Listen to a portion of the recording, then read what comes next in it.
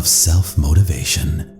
At 3:17 a.m., in a silent one-room apartment in the outskirts of Cleveland, Ohio, a man sat on the cold floor holding a rejection letter in one hand and a past-due eviction notice in the other.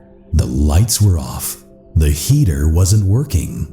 His phone battery was at 2%. His bank balance was 13 cents. That night, he whispered one sentence into the darkness. "If this is my breaking point, then I will break forward." What happened after that moment would change his life forever. His name was Ethan Carter. No fame, no connections, no rich family, no special advantages. Ethan was just an ordinary American guy, raised in a working-class neighborhood. His father worked long shifts at a warehouse. His mother cleaned offices at night. They weren't poor in spirit, but they were always struggling financially. Ethan grew up watching his parents fight exhaustion every day just to survive. He saw bills on the kitchen table more than he saw vacations. He heard the word later more than the word now. As a kid, Ethan had dreams, big ones. He wanted more than survival. He wanted freedom. He wanted dignity. He wanted a life where money wasn't a daily fear. But life didn't hand him opportunity. It handed him responsibility. After high school, he couldn't afford college. Student loans scared him. Scholarships never came. So he did what millions of Americans do. He worked retail, warehouse shifts, delivery jobs, fast food, night shifts. He wasn't lazy. He was tired. And slowly, dreams turned into survival mode. By the age of 26, Ethan was stuck. Same paycheck, same routine, same exhaustion, same empty future. He lived in a small apartment with cracked walls and broken heating. His car barely started. His fridge was often empty. His life felt like a loop he couldn't escape.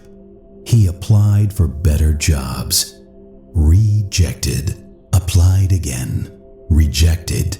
Tried online businesses. Failed. Tried side hustles. Lost money. Every attempt ended the same way. Disappointment. Friends started moving forward. Careers, families, stability. Ethan stayed behind. And the worst pain wasn't poverty. It was feeling invisible. Invisible to opportunity, invisible to success, invisible to hope. He began to believe a lie. Maybe I'm just not meant for more. But here's the truth about Ethan. He never stopped trying, even when tired, even when broke, even when hopeless. He started waking up at 4 a.m. not because he had to, because he chose to. He worked full-time, then studied at night, watched free online lectures, read self-development books, learned skills on YouTube, listened to motivational audios during night shifts. He trained his mind when his life was falling apart.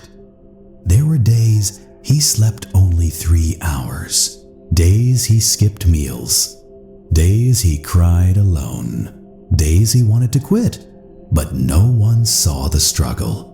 No cameras, no applause, no support, just discipline, just effort, just self-motivation. He failed again and again and again. But something inside him changed. He stopped asking for motivation. He started creating it. Then came the night. The eviction notice, the rejection email, the empty fridge, the silence.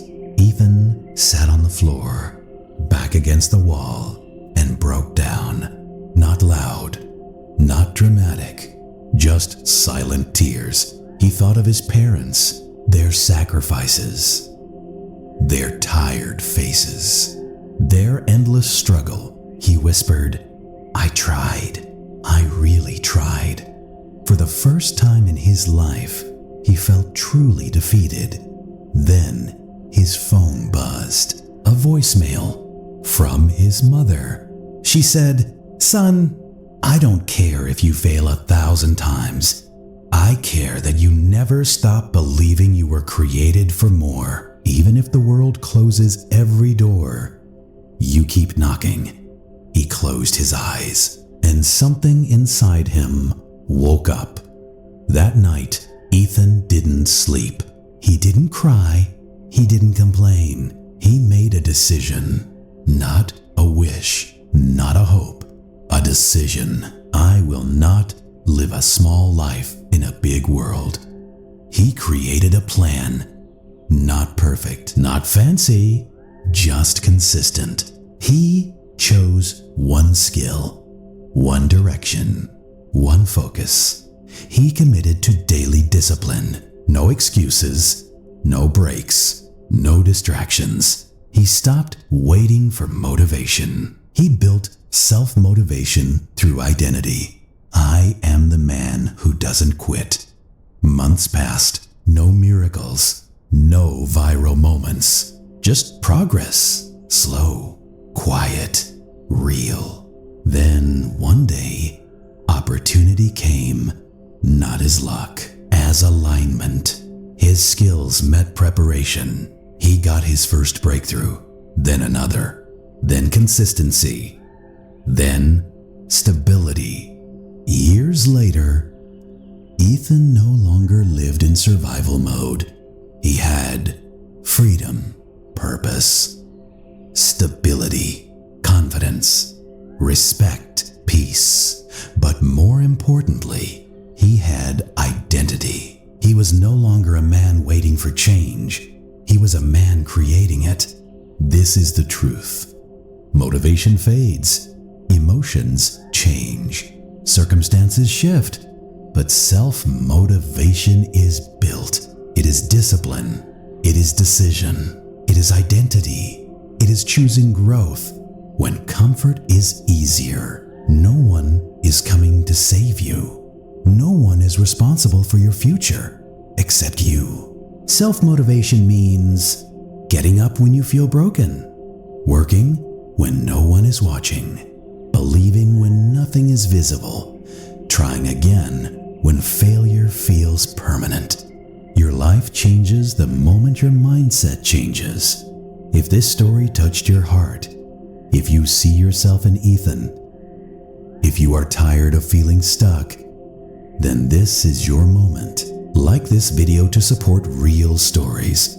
Comment, "I will not quit" if you're choosing change. Subscribe to Success Stories, real people for more powerful real-life transformations. Because your story isn't over, and your breakthrough might be closer than you think.